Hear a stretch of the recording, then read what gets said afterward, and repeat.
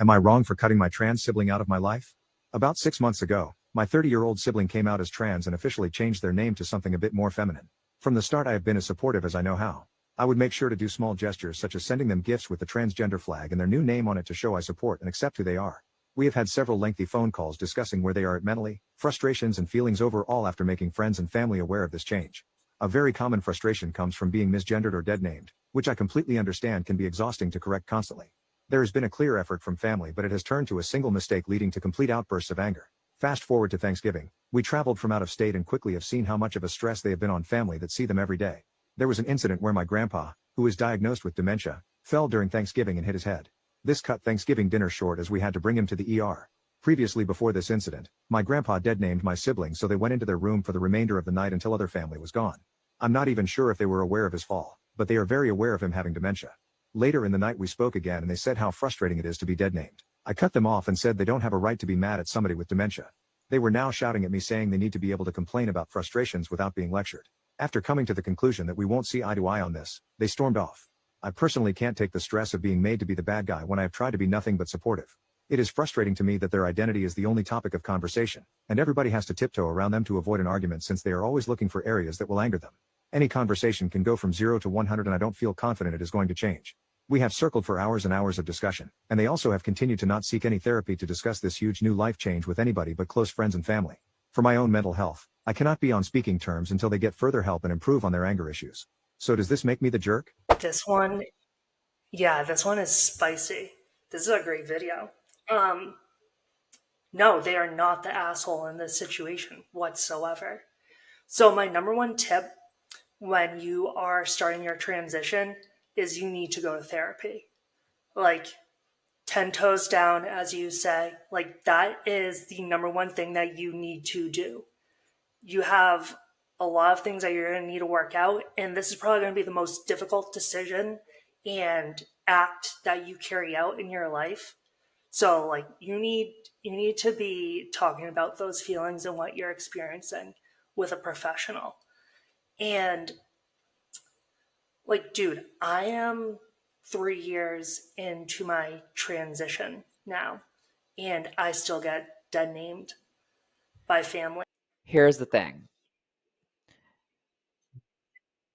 Baby girls, future baby girls, if you look like Homer Simpson, don't call yourself Marge. That's what it comes down to for me at the end of the day. In my opinion, I think the pronoun change should be the last thing that you do, because if you're running around looking like Homer Simpson and you're calling yourself Marge, you are asking for trauma. People are not going to respect your pronouns because it's not realistic yet for them to do that. A lot of people do not have the capacity. Your grandpa with dementia is not going to have the capacity, and you should not be getting mad at him for not having the capacity. What you should be doing instead is working on your transition so it looks like you're transitioning. You don't have to have a ton of money to do this. All it takes is growing your hair out longer, then starting to do makeup, then wearing more feminine clothes. And you will find as you exude the energy, people will start naturally referring to you as she, her. You're not yet at the point where that makes sense, and you're purposefully agitating everybody around you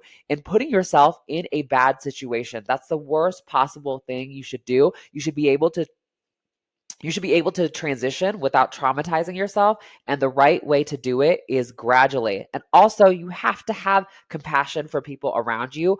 Old habits die hard. I don't think that this asker is an asshole at all. I think the transgender person in question is being an asshole.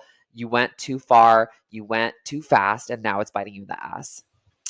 I didn't even comment on the dementia thing. Like, that is so unhinged. Like, how are you going to be mad at grandpa with dementia for misgendering you?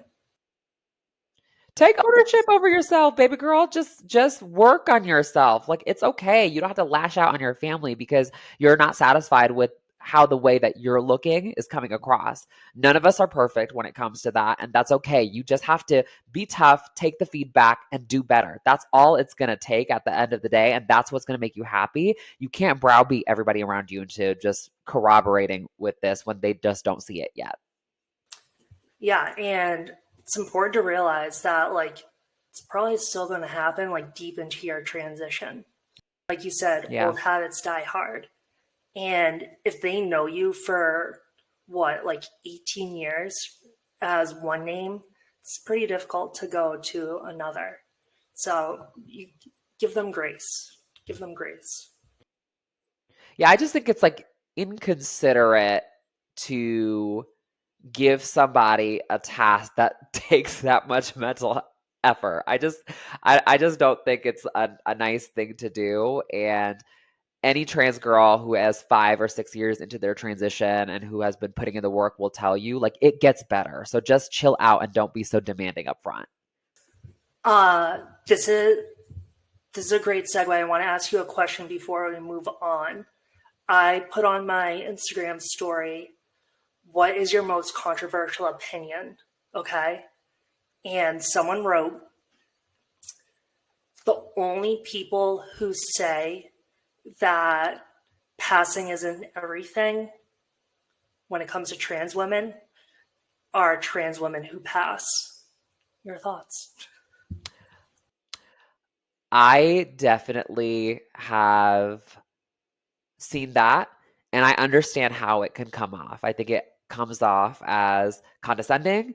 I think it comes off as privileged, and I get all of those things, and I know that's triggering for people. But here's the deal: it's also really similar to when somebody who makes a lot of money tells you that money isn't everything.